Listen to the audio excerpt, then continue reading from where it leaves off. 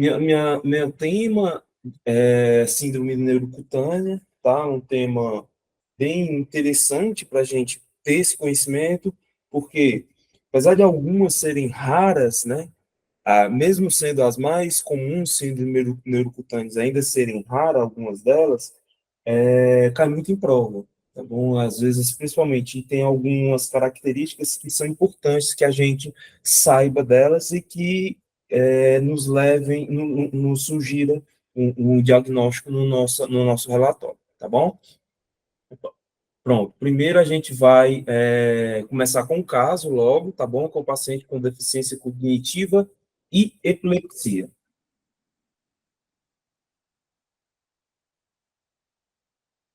Se algum colega puder ajudar.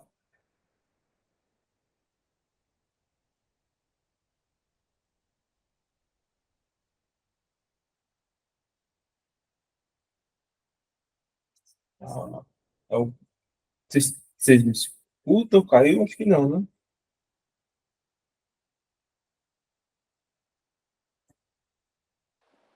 Tá bom, o áudio está ótimo. Tá ok. Então vamos lá. Bem, aqui nós temos três cortes, né, de ressonância magnética, um flare, tá? Aqui um coronal T2, tá bom? E outro também axial T2, tá? Nessas imagens que a gente vê, principalmente na substância branca profunda, aqui nos núcleos, né, da base, o que a gente vê? Focos de alto sinal, né, nessas regiões, aqui nos tálamos, aqui próximo ao globo pálido, nessas regiões principalmente. Nesse outro corte de sagital coronal T2, o que a gente observa? Aqui, na topografia do nervo óptico, a gente observa o espessamento, né? Espessamento esse tumoral desse nervo óptico, como a gente observa também nesse axial T2, aqui no corte coronal, a gente observa, bem como aqui. Essas características, né, esses altos sinais na substância branca, nos núcleos da base, bem como esse glioma, que a gente chama aqui do nervo óptico, nos sugere muito uma entidade chamada neurofibromatose tipo 1, tá? É uma síndrome neurocutânea mais comum, estimada em 1 para 3.000 ou 4.000 casos, tá? É uma condição autossômica dominante em 50% dos casos, nos outros casos ela é esporádica, ocorre uma deleção dessa zona do cromossomo 17, tá certo? 17q11.2, que está relacionada àquela via RAS-MAPK, que é a mesma dos tumores glioneurais e neuronais, tá inserido nessa mesma via. É uma doença complexa, tá? Que não se apresenta só no sistema nervoso central, mas ela é sistêmica. Há também a apresentação no rim, no fígado, cutânea, há muita manifestação cutânea, tá? E o principal tumor relacionado a essa síndrome é o astrocitoma pilocítico, tá? Existe o astrocitoma esporádico e o astrocitoma pilocítico esporádico, mas como em adultos jovens e crianças. No entanto, tá? Há um padrão típico de acometimento do astrocitoma pilocítico na neurofibromatose tipo 1. Os achados clínicos incluem, ele mais ou menos tem início precoce, mais precoce que a NFF na NF2, é associada a uma deficiência intelectual nesses pacientes, a grande maioria deles, e em 1% dos casos pode ter estenose da artéria renal, tá bom? Existem os critérios diagnósticos para a NF1, tá certo? E se baseia em basicamente dois ou mais critérios que vêm aqui. Então ele tem que preencher mais um desses critérios, que são o quê? 6 ou mais manchas de café com leite, que é um aspecto típico dessa doença, tá? Além dela, tem que ter ou, outros dois para se fechar o diagnóstico, mas não necessariamente tem que ter dois desses 7 critérios. E tem que ter, né, nessas manchas de café com leite, alguns tem que preencher também esses critérios A e B. dois ou mais neurofibromas de qualquer tipo ou um mais neurofibromas plexiformes, sardas nas regiões axilares e inguinais, tá? Glioma óptico, que é bem característico, bem sugestivo dessa doença. Dois ou mais nódulos de Lynch, tá? Que são os armatomas retinianos. Uma lesão óssea típica, que é uma displasia da asa do osso senoide, ou afilamento cortical de um osso longo, ou com ou sem pseudartrose associada. E um parente de primeiro grau, já que é uma doença dominante, autossômica dominante, é um paciente de primeiro grau com diagnóstico de NF1. Tá? Preencheu dois ou mais desses critérios, você pode sugerir, você pode fechar o diagnóstico de NF1. Os aspectos de imagem. Alguns casos têm uma escoliose bastante acentuada, tá? Uma macrocefalia pode ser vista em 45% dos casos. Um alargamento do canal óptico pode ser visto, principalmente em virtude do glioma, fazendo ali meio com um efeito adaptativo naquela região. Uma displasia da asa maior ou menor do esfenoide é um achado típico, mas incomum. Eu não consegui, há exemplos mesmo a esse respeito. Tem a hipoplasia dos elementos vertebrais posteriores, gliomas da vias ópticas, do tronco encefálico, do teto mesefálico e cerebelar podem ser vistos, tá? E aquele autossinal focal, né? Nos, nos, no, na, nos, principalmente nos, poxa, nos, sim, nos núcleos da base, podem ser vistos, tá? Como a gente evidenciou no exemplo. E o local mais típico é o globo pálido, tá bom? De ver essas alterações de sinal. Anormalidades vasculares, como padrão moia-moia, pode ser visto em estenose, por exemplo, da carótida ipsilateral, ou de uma carótida esquerda ou direita, evidenciando umas colaterais lá em cima, né, lá no encéfalo, mais exuberantes. Isso pode ocorrer, apesar de raro. O espessamento do corpo caloso também é um aspecto típico dessa doença. Neurofibromas, que podem ser cutâneos ou difusos na pele, bem como neurofibromas plexiformes. E lembrar do astrocitoma pilocítico na NF1, tá bom? Que é uma associação comum. Nesse caso, o que, que a gente observa? Nesse raio-x, nessa panorâmica aqui da coluna total, o que, que a gente observa? A gente observa uma escoliose, uma cervico-torácica, né? Um ângulo de acentuado, certamente maior que 60 aproximadamente. Aqui, desse mesmo paciente, uma ressonância da coluna, aliás, do tórax, diria mais do tórax, né? Um T2 FET, e observa essa espessamento cutâneo com esses focos de baixo sinal em T2, aqui na região nessa região lateral aqui do tórax, que nada mais é que os neurofibromas plexiformes. Aqui nessas três outras imagens, o que, que a gente observa? São três imagens de T1, cortes gradativos, subindo no crânio, tá? Onde a gente observa, após o contraste, uma impregnação no mesencéfalo, tá? No lobo temporal, principalmente aqui nos hipocampos, tá bom? Nesse caso, a gente observa, principalmente aqui no nervo óptico, um espessamento difuso do nervo óptico, acometendo quiasma e bilateral com esse realce, tá? E, além disso, o acometimento de toda, como se fosse a via óptica, né? De toda esse acometimento do padrão da via óptica. E nada mais é que um padrão de acometimento na NF1 do astrocitoma pilocítico, tá bom? Que apresenta nessas topografias do nervo óptico, tá bom? Vamos lá. Aqui a representação do espessamento do corpo caloso, né, desproporcional o que a gente usualmente vê, tá? Que é um padrão também da NF1.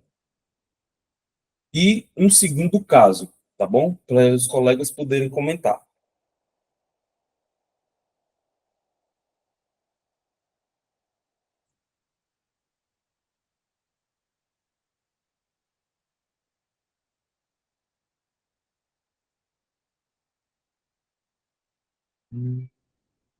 Certo.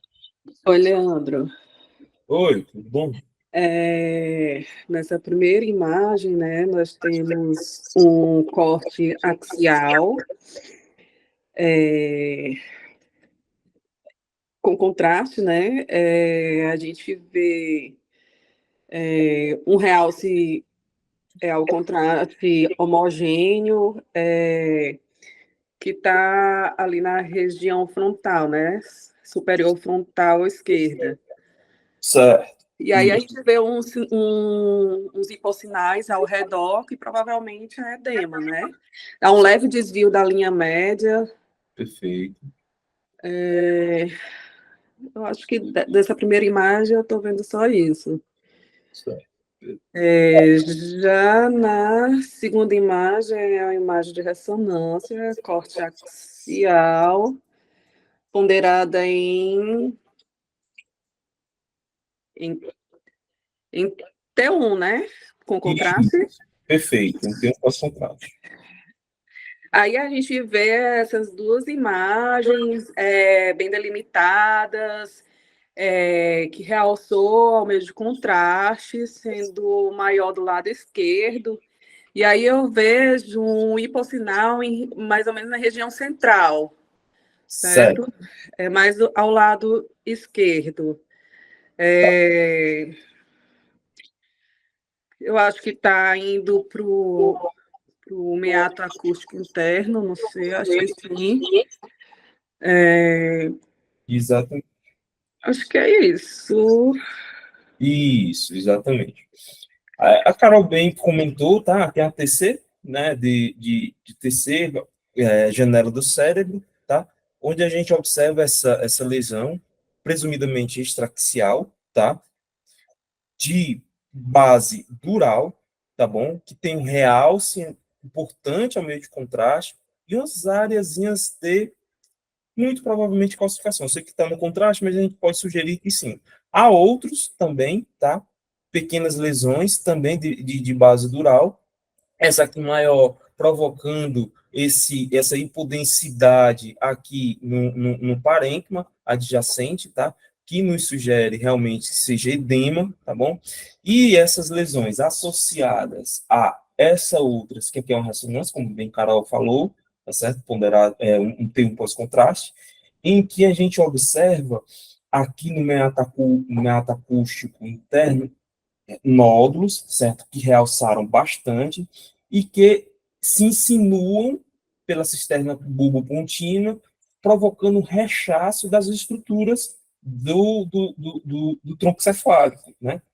A gente vê aqui, principalmente aqui nessa região, ela rechaça cerebelo, tronco cefálico, e que a gente nem vê direitinho aqui o, a cisterna, o quarto ventrículo direitinho, que nos sugere que esteja fazendo realmente um efeito de massa sobre a região, tá bom? O conjunto desses achados, meningiomas, tá certo? E schwannomas bilaterais, né, nos sugere bastante, muito mesmo, pode até dizer que é o diagnóstico de NF2, tá bom? Que era caracterizado por múltiplos tumores do sistema nervoso central, tá certo? É mais rara que a NF1, tem uma prevalência de 1 para 50 mil, e é mais comum em adultos jovens, enquanto que a NF1 ela se apresenta ela inicia, né, ela se apresenta mais rapidamente, e em crianças, as formas da doença, na NF2 ela demora mais um pouquinho a se apresentar. É uma deleção do cromossomo 22q, na região do cromossomo 22q12, tá? Os aspectos clínicos incluem perda auditiva, principalmente porque é o oitavo par que é acometido nessas regiões, provocando perda auditiva, muitas vezes bilateral, tínitos, tá? Que é aquele zumbido que é bem comum nos pedidos de exame, e tontura. Além disso, epilepsia também.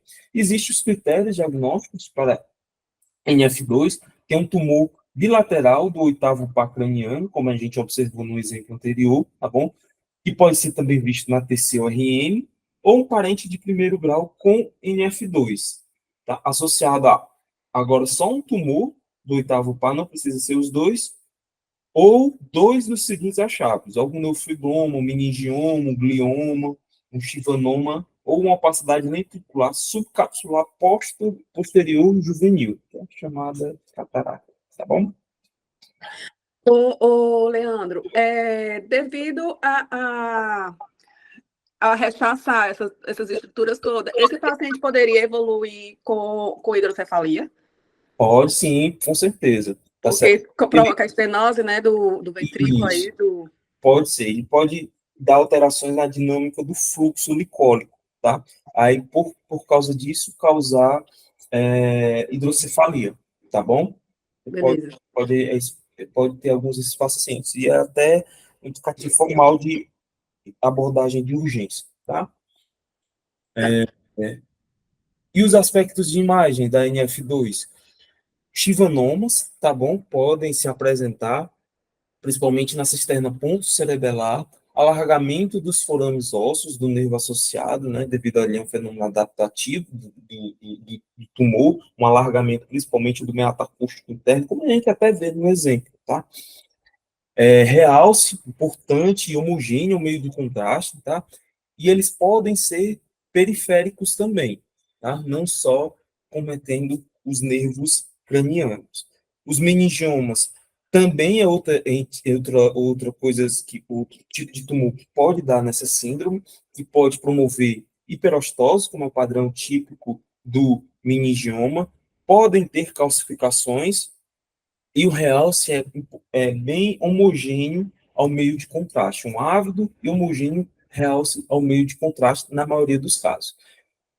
Também podem ter ependimomas, que são os três tumores mais comuns associados a NF2, chivanomas, meningiomas e ependimomas, que geralmente está no canal medular espinhal e pode provocar seringohidromielia, tá certo? Por uma obstrução do canal central da medula. Outra entidade que pode dar é a meningoangiomatose, que nada mais é que uma lesão expansiva cortical, tá, ou subcortical, com extensão para a leptomeninge, né, para alguma para pia mater ou aracnoide, mas principalmente para as leptomeninges, de aspecto nodular em placa. A gente vai mostrar um exemplozinho. Aqui, mais uma vez, aqui um coronal T1 pós-contraste, onde a gente observa esses nódulos intracanaliculares, aqui acometendo provavelmente o oitavo par, tá? Que é o mais acometido nesses casos. Aqui, também um axial T1 pós-contraste, a gente observa esse ávido realce nesse meningioma frontal aqui, da foice, tá?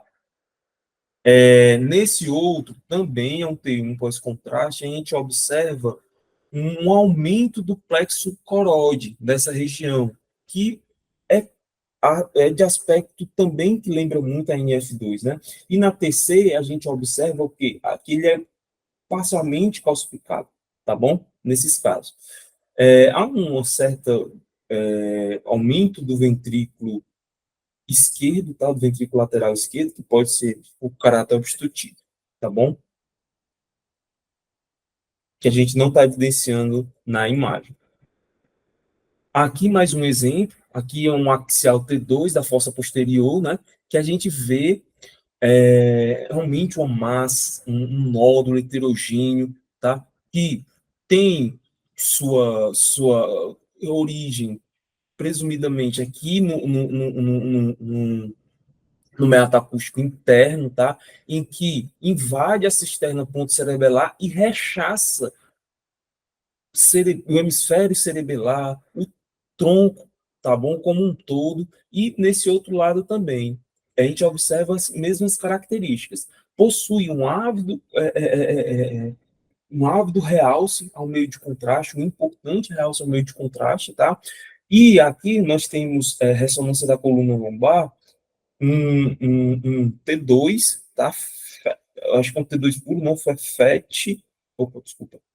E aqui um T1, tá bom? Pós-contraste. Onde a gente observa vários, aqui, nódulos, pequenos nódulos, certo? Na cauda equina, de baixo sinal, e que realçou ao meio de contraste. Isso mostrando que a cauda equina pode ser também ciclo de acometimento dos chivanomas, tá bom? No contexto da NF2. Lembrar que pode ter um schwannomazinho solitário aqui não está relacionado a NF2, tá bom? Mas, assim, esse acometimento múltiplo pode sim estar relacionado a esse contexto. Nesse outro caso, a gente observa também dois nódulos, aqui um axial T2 da fossa posterior também, a gente observa o nódulo aqui intracanalicular, então, muito provavelmente aqui seja um Fiesta, talvez também, mas está com cara mais de T2. Pelo aspecto do parênquima, talvez seja realmente um T2. E aqui a gente observa esses nódulos intercanaliculares, né, bilaterais, mais uma vez, que nos sugere muito em F2, tá bom? Aqui, na topografia do trigêmeo, a gente observa também, lembrando que não só o sétimo e oitavo par pode ser acometido, mas comumente o oitavo, mas o quinto também pode ser acometido, tá? Aqui a gente observa, invadindo até um pouquinho o cavo de Meckel, né, que é onde repousa o gânglio do trigêmeo, o gânglio de Gauss. Essas outras imagens, aqui a gente observa um alto sinal na região do parênquima, tá certo? Com certa indentação do córtex adjacente, tá? Após o contraste, nesse primo pós-contraste, o que a gente observa? A gente observa que houve um realce, tá? Ao meio de contraste, nos sugerindo bastante a meningociomatose, tá bom? Que está presente no contexto da NF2. Agora, nós temos a representação 3, tá bom? Se alguém puder... Bom dia, Leandro. Bom dia, tudo bem? Pronto, aqui a gente vê dois cortes axiais da ressonância de crânio, um T2, e um sagital T2. Perfeito. E Certo. aí, o que chama a atenção nesse são esses, parece ser nódulos superpendimários, né? Assim, E, ele tem um sinal intermediário alto em T1, um sinal baixo em T2. uhum, E também parece ter umas áreas subcorticais que são, tipo, de alto sinal, né, em T2. uhum, Eu confesso, assim, que eu não sei caracterizar bem se é... nodular, assim, se elas são meio irregulares, não sei se perfeito. é edema e nada. Mas, assim, esses nódulos subependimários me lembraram da esclerose tuberosa, né? Perfeito. Agora, se tiver Exatamente. mais alguma coisa, eu não sei dizer direito. Isso. Deixa eu dizer, aqui, principalmente subcortical, tá bom? Tem essas zonas de alto sinal, T2, é esperado que haja também no flare, um alto sinal, tá bom? E perceba que, principalmente na região periventricular, tá certo? Que há um alto sinal em meio que forma de raio, tá? Migrando em direção ao córtex. Se você vê aqui, são crianças, muito provavelmente isso não seja espaço perivascular alargado, tá? Nem está na topografia ou alguma coisa perivenular. Nesse contexto de NF2, tá? Com esses túberes corticais associados, a gente tem que lembrar das bandas radiais, tá certo? Do hipersinal nas bandas radiais, que é um aspecto de acometimento da NF2, não, desculpa, da esclerose tuberosa do complexo de esclerose tuberosa, tá? Que pode estar relacionado a que essas hipersinais nas bandas radiais, além dos túberes corticais, como você bem falou, e dos nódulos subependimários. Agora, é nesse mesmo contexto, tá? De 7, tá? Complexo de esclerose tuberosa, que a gente vai marcar aqui, se alguém puder comentar, o que é que vocês acham. O paciente que sabidamente, como a gente tem 7, né, tem esclerose tuberosa e apresenta essa imagem. Alguém puder comentar? Certo, vamos lá. Aqui nós temos uma corte de ressonância magnética coronal, tá certo? T2, aqui um T1 pós-contraste, e aqui uma difusão, tá? Um DWI, tá certo? Onde ele não tem sinal de restrição de difusão. Mas o que é isso? Nesse coronal T2, que a gente observa um nódulo focado no corno anterior do corno frontal, né, do ventrículo lateral, onde rechaça um pouquinho aqui o ventrículo, tá certo? De rechaço, faz um certo efeito de massa sobre a região e está centrada principalmente no suco tálamo, tálamo caudado, que a gente chama, que é um local, vamos dizer assim, típico do acometimento do principal tumor que está relacionado ao complexo esclerose tuberosa e que cai muito em prova, que é o astrocitoma subependimário de células gigantes, tá certo? Aqui ele provoca, ele está em contato, obstrui o forômetro de Moore, provocando uma certa hidrocefalia associada. Aqui a gente observa um realce importante, né, ao meio de contraste nessa região, e não, assim, não tem uma restrição importante à difusão. Mas bater o olho, paciente com esclerose tuberosa e uma lesão tumoral no corno anterior ou no ventrículo, na região ventricular como um todo, mas principalmente nessa região, lembrar do astrocitoma subependimário de células gigantes. O complexo esclerose tuberosa, né, é caracterizado por uma displasias e armatomas. É a segunda síndrome neurocutânea mais comum, tá? A prevalência de cerca de 1 para 6 mil ou 10 mil casos. Ela, diferente das outras, mais comumente é esporádico, tá? Os genes associados é o TSC1, TSC2 e o que estão inseridos na via mTOR, né?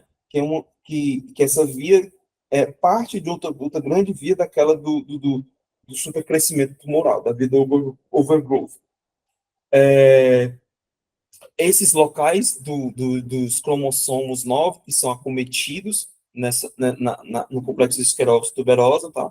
Os astrocitomas subependimários de células gigantes é o tumor mais comum relacionado a essa entidade, tá? E os aspectos clínicos incluem a cria de VOG, né? Só que assim, tá como muitas doenças, vamos ser sinceros. Mas muitas doenças que a gente diz assim, mas assim, o principal característica que nos sugere mais é realmente a imagem, tá bom? Convulsão, deficiência intelectual e adenoma sebáceo, geralmente são bem comuns nessa doença.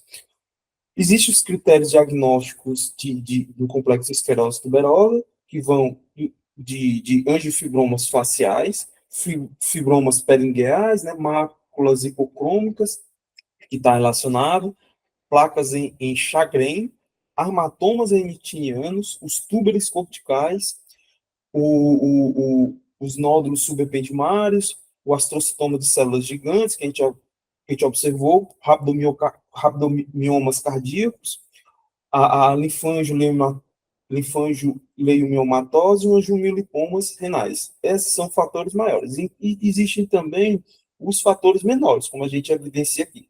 Para o diagnóstico, ele tem que ter 2 fatores maiores, ou um maior e 2 menores.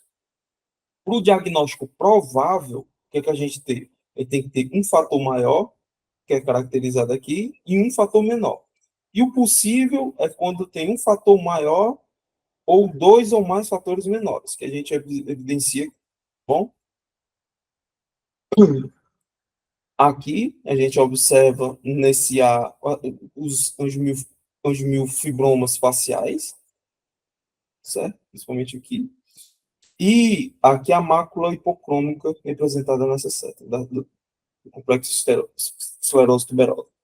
Quanto ao aspecto de imagem, a gente vai evidenciar os túberes corticais, que na maioria das vezes são frontais, em cerca de 50%, e podem realçar, em 10% dos casos. Presença das bandas radiais, como a gente evidenciou lá no exemplo, tá bom? Os nódulos subependimários, que são os armatomas, que em 88% dos casos vão estar calcificados, como a gente observa aqui, tá? Lembrar, mais uma vez, do astrocitoma subependimário de células gigantes, e podem estar associados cistos gliais.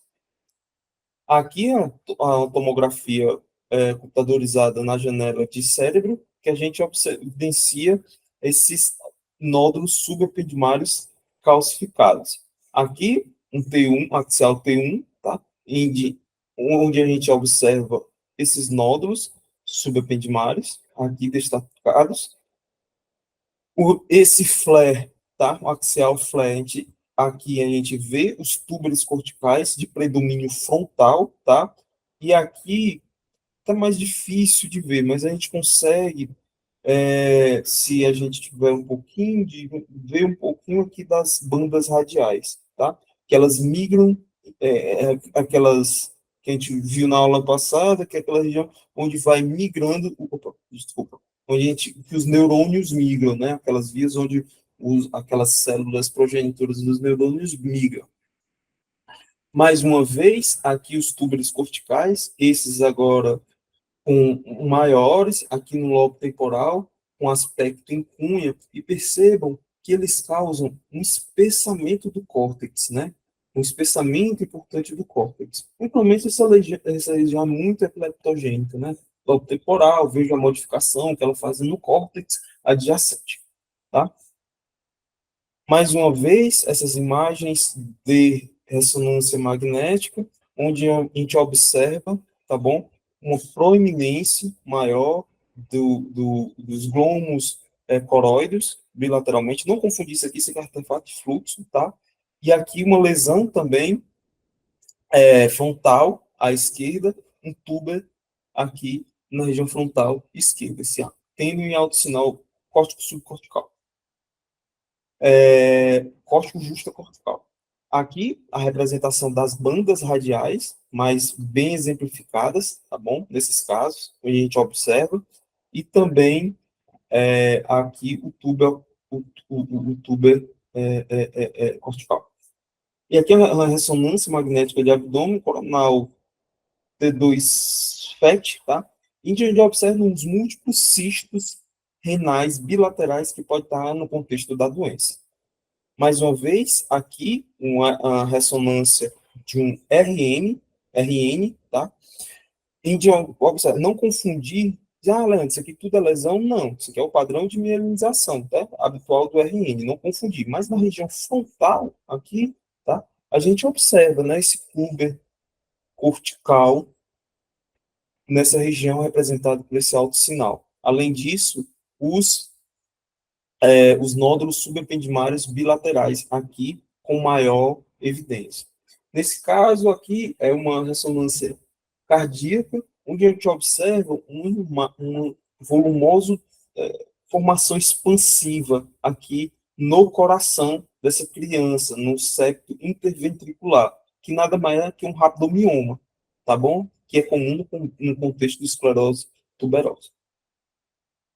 Mais uma vez, mais um exemplo, aqui a representação do astrocitoma de células gigantes. Nesse caso, a gente vê esse nódulo bem localizado no suco tálamo caudado à direita, tá? Com ávido realce ao meio de contraste, como a gente observa aqui. Depois de alguns anos, ele cresceu bastante, tá? Provocando a obstrução do forame de Morrow, tá? Dos dois lados, e uma hidrocefalia secundária a essa obstrução que apareceu, né? E aqui nessa ressonância, vejam aqui nesse caso, veja o padrão que é um pouco mais heterogêneo ao meio de contraste, tá? Diferente daqui, que ela é maior, o que nos sugere que talvez tenha sangrado aqui, tá certo? Ou região de necrose, pode ser alguma coisa associada. Mas, no geral, o padrão é esse tipo de realce, um ávido realce ao meio de contraste. Aqui uma tomografia, tá? De corte coronal, onde a gente observa volumosos angiomiolipomas renais, tá? Como a gente pode evidenciar aqui. Alguns menores e aqui um maior. Agora, a representação 4. Se alguém puder nos ajudar. É bem facinho.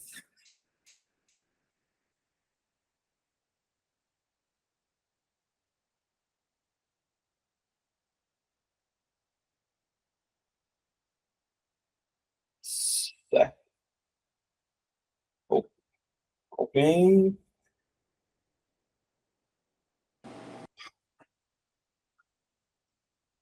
Lei, Oi. a alteração aí tá no hemisfério cerebral direita, certo? Aí eu vejo no corte axial T1, e o segunda imagem é T2, né? E aí eu vejo em T1 esse alto sinal, T2 baixo sinal, numa imagem de bordas bem regulares. Aí é sugestivo de cisto, né? E Aqui. aí, isso. Aí, ao lado dessa imagem, mais na periferia, eu vejo bem heterogêneo essa região que tu está apontando aí com o mouse, heterogêneo, com alto sinal de permeio, que aí um leve, mais leve sinal, hipersinal em comparação ao cisto, né? Que Certo. no T2 ela permanece com alto sinal, Certo. Tá certo. certo? Tranquilo. Tá certo. Sendo que na difusão, somente o que é. Não, se bem que o CIS tem restrição de difusão e também a restrição dessa parte heterogênea também é pouca, é menor do que da parte cística, né? Certo. Pronto. Aqui, pronto, aqui são cortes. Muito bem, Carol, mais ou menos nesse sentido mesmo, tá? Aqui nós temos três, né, cortes da fossa posterior, tá bom? Aqui uma difusão, um DWI, tá? Aqui tem um pós-contraste, aqui um T2, tá bom? Nessa região a gente evidencia uma formação expansiva sólido cística, tem componente cístico e tem componente sólido, tá? Como você bem observou, Carol. Esse componente sólido é heterogêneo, sinal em T2, tem áreas de alto sinal, como também de sinal intermediário, tá? Perceba também, Carol, aqui, ó, que tem os foquinhos de baixo sinal dentro, tá? Isso nos sugere que seja, muito provavelmente, fovoides, tá? Além disso, num parênquima adjacente, perceba que tem um tênue alto sinal aqui no parênquima cerebelar adjacente, que nos sugere que haja um edema, tá? Adjacente. Com a injeção do contraste, o que, que a gente vê? A gente vê que essa região sólida, esse, vamos chamá-lo de nódulo mural, tem um ávido realce ao meio de contraste. Importante mesmo, né? E que o cisto, nem aqui, a região cística, né? E na parede cística não tem, tá bom? Não tem esse realce, apenas esse nódulo mural. Na restrição, o que eu quis representar na restrição? E que não tem uma restrição ao meio, não, esse nódulo mural, ele não tem uma restrição, tá? Curiosamente, é que aqui, se você prestar atenção, essa região, ela tem, na verdade, é um baixo sinal, em comparado ao parênquima adjacente. Esses tipos de lesão, na verdade, tem uma certa facilitação à difusão, tá bom? Nesse contexto, tá, de síndrome neurocutâneas, com essa lesão no hemisfério cerebelar, ávido ao contraste, um nódulo mural ávido ao contraste, nos sugere muito uma entidade que a gente chama de hemangioblastoma, tá? Que pode vir solitário, certo? Que inclusive é a mais comum na maioria dos casos, tá bom? Como também pode estar inserido no contexto de uma síndrome neurocutânea, que é a doença de von Hippel-Lindau, ou Lindau. É uma afecção congênita autossômica dominante caracterizada pelo desenvolvimento de tumores. Esses tumores podem ser malignos ou não. A prevalência é estimada em 1 para 35 mil ou 50 mil casos em adultos jovens, tá bom? Existe a mutação do gene que leva o nome, o VHL, tá? No cromossomo 3, nessa região especificada aí. E os tumores mais comuns relacionados a esse caso bem documentados os hemangioblastomas, né? Que pode ter no cerebelo, na restina, na medula espinhal. podem, como a gente falou, em casos quando você tem hemangioblastoma, ele pode ser esporádico, em cerca de 70% a 80% dos casos, mas pode estar no contexto dessa doença, da von Hippel-Lindau, em cerca de 20% dos casos. Os aspectos clínicos, não há lesões cutâneas, diferente das outras, tá? Cefaleia é uma apresentação, hidrocefalia, policitemia e disfunção cerebelar. Aqui existem os critérios diagnósticos, né, para síndrome de von Hippel-Lindau, que é mais de um hemangioblastoma do sistema nervoso central, um hemangioblastoma do sistema nervoso central e as manifestações viscerais da doença, e qualquer manifestação e a presença de história familiar da doença, tá bom? Já que é uma doença que é autossômica dominante também.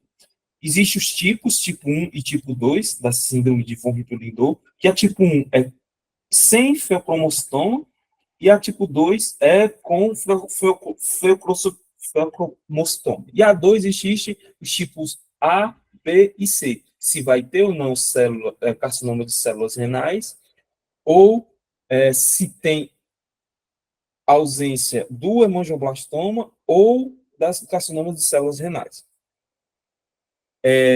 Os aspectos de imagem, no que se refere à neuroimagem, principal é os hemangioblastomas, como a gente viu o exemplo, são lesões sólidas que podem ou císticas ou mistas.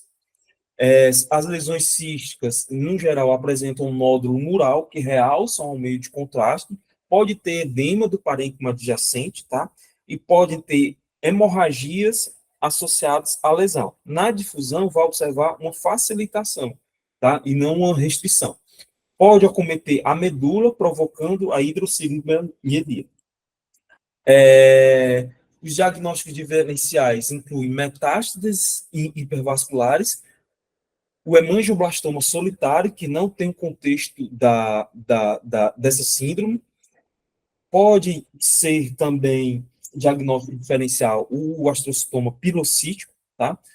E o hemangioma múltiplos não hemangioblastoma múltiplos não VHL, né? Que podem ser que essa pessoa tenha múltiplos hemangioblastomas, mas não seja no contexto dessa síndrome.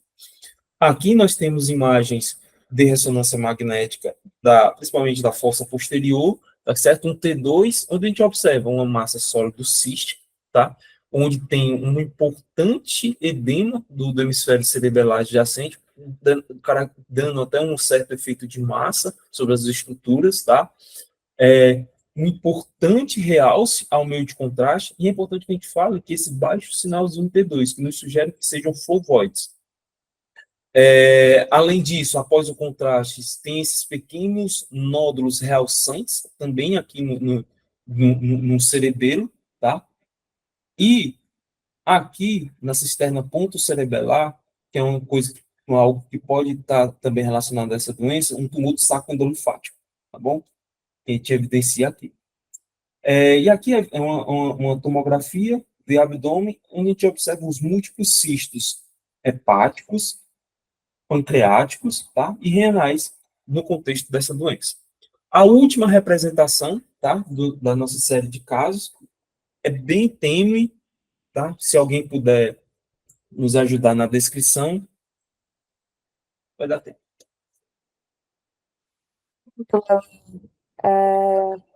A gente está vendo duas imagens de ressonância corte axial, né? Uma que parece Isso. o SWI e o outro, não sei Perfeito. se não sei se é T1 com contraste. Aí, e também tem um corte da tomografia, né? Aí Uhum. já pela tomografia e o SWI, você consegue ver umas calcificações como se fossem parietas occipitais, né?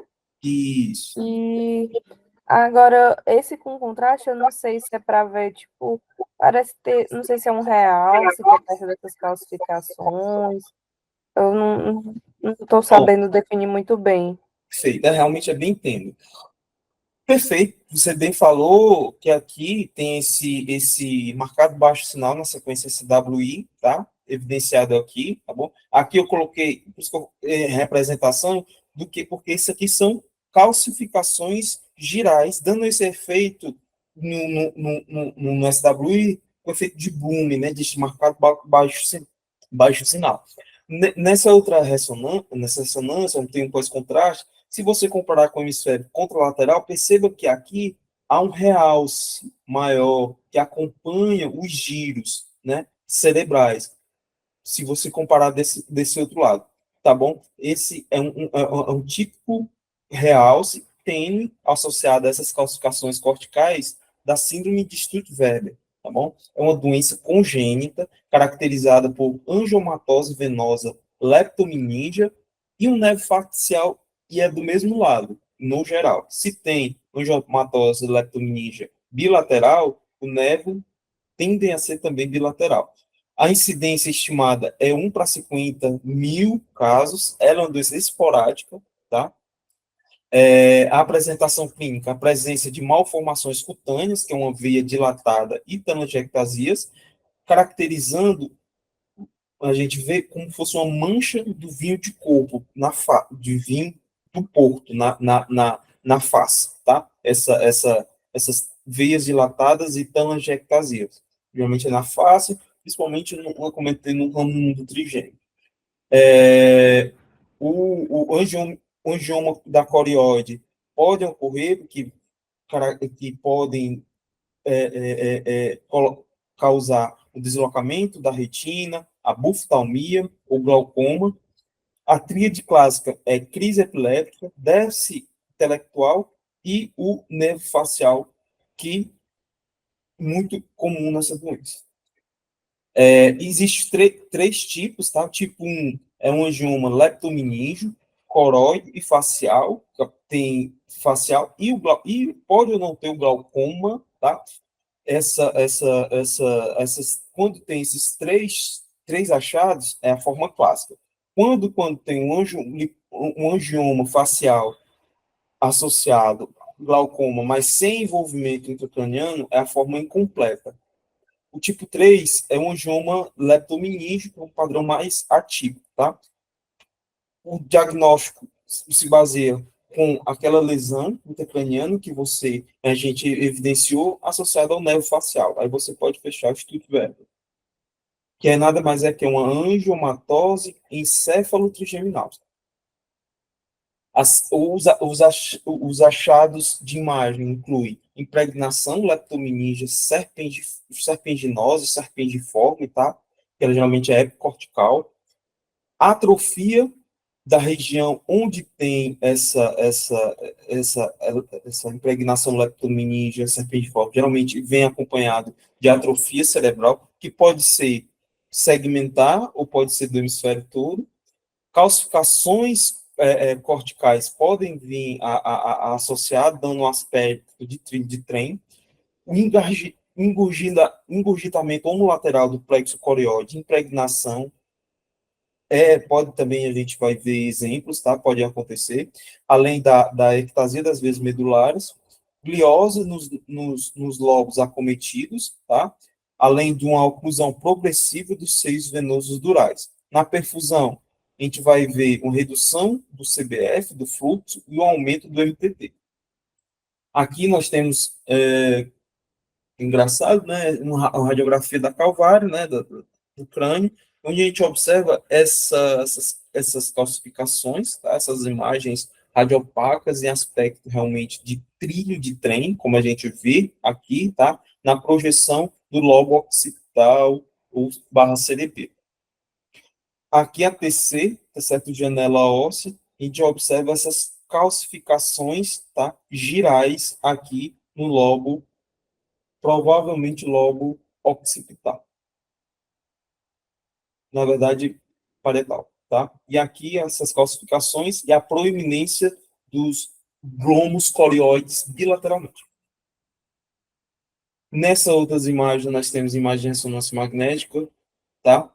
Que a gente observa aqui um tênue alto sinal associado à região, um tecido de baixo sinal na margem posterior do globo ocular, e esse tênuezinho alto sinal aqui na esclera, tá? Que nada mais é que tem um realce importante ao meio de contraste, que é aquele engurgitamento venoso que a gente observa, que pode ser observado nessa síndrome. Aqui mais um pouquinho a proeminência, tá, dos glôbulos carotídeos, e se a gente comparar, agora é bem tênue, mas se a gente comparar esse lado com esse, percebam que há um maior realce leptomeníngeo, tá? Realce leptomeníngeo desse lado do que esse, certo? Denotando, caracterizando assim a síndrome de Stuttgart, né? Se você perceber, há um maiorzinho sinal na periférico giral do que comparado com esse lado. Além disso, há uma tênue perda da substância branca, ou da diferenciação da substância branca, do córtex da substância branca da substância cinzenta, se vocês prestarem bem atenção aqui, tá? E uma leve mesmo atrofia, principalmente nesse segmento posterior. Quando você compara com esse lado, isso aqui tem uma leve atrofia, tá? É bem tênue, tá? Mas a gente consegue ver. Nesse outro caso, aqui mais evidente, tá? Essa atrofia, percebam, aqui na TC, aqui não é contraste, aqui são calcificações, é uma TC sem contraste, e aqui é calcificações no lobo frontal, à esquerda, tá? Na ressonância a gente vê essa perda parcial da diferenciação, substância branca profunda, uma atrofia, essa mais evidente, tá? Principalmente no frontal direito, certo? Local onde há vias, a calcificação apresentativa, e aqui esse realce, né? Que a gente evidencia nas fases com contraste, tá bom? Que esse é um padrão do Stuttgart. E é isso, pessoal. Essa foi a minha apresentação. Eu coloquei as 5 principais, tá? E foi em cima da hora mesmo, porque se a gente fosse falar das outras, que também são mais raras que essas, iria passar muito tempo e não ia ficar tão didático. Ia colocar menos exemplos, tá bom? Eu espero que tenha sido claro com os colegas. Obrigado muito pela participação. Beleza, Leandro. Só parabenizar aí pela aula, né? Realmente não dá para falar de todas, né? Tem algumas outras mais raras, né? Melanose neurocutânea, talaxia telangiectasia, etc. Mas as principais são essas, né? O André, acho que pegou recentemente um caso, depois cobrem dele aí para ver, um Gomes Lopes Hernandes, raríssimo também aí. Se puderem, quem não viu, certo. essas mais raras aí. E dessas que você falou são raras, mas nem tanto, né? A gente vê bastante. Fibromatose tipo 2. Em F1. Importante ver, estudar bem os achados desses mais comuns. Essas 5 calcomatoses, elas são obrigatórias, tá, pessoal? A gente tem que saber todas de qual.